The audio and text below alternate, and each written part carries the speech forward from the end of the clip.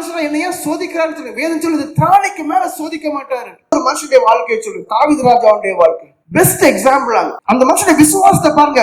தனக்கு வாழ்க்கையில ஃபுல்லா சோதனை தான், ஆனா தேவனையே சார்ந்த ஒரு விசுவாசம் அந்த மனுஷனுக்குள்ள இருந்துச்சு. அந்த மனுஷனுடைய வாழ்க்கை ஃபுல்லாவே சோதனை தான், ஆனா தேவனையே சார்ந்த ஒரு விசுவாசம். 1 சாமுவேல் 17:37 வாசிங்க.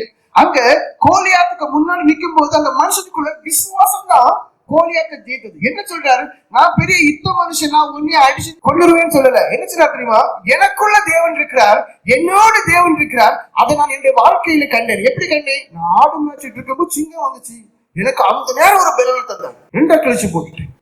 அப்போ அந்த மனுஷன் அப்படி என் தேவன் என்னோடு கூட இருந்ததுனால ஒன்னை விருத்த கிருபை செய்வார். வாசிங்க.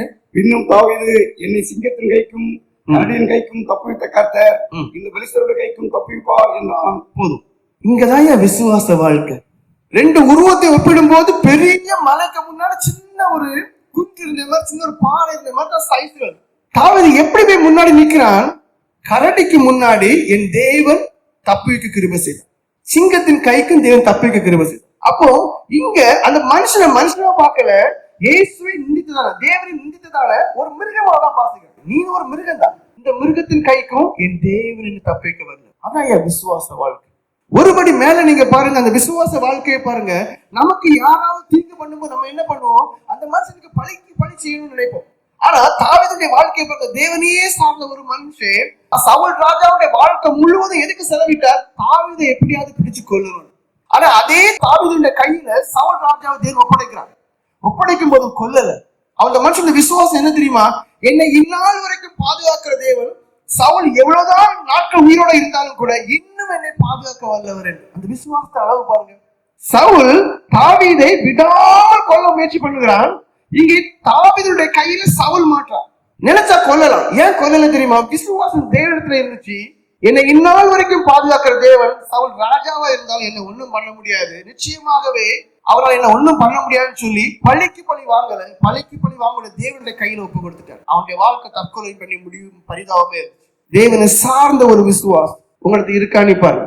நீங்க சங்கீத புஸ்தகங்களை வாசித்து பாருங்க.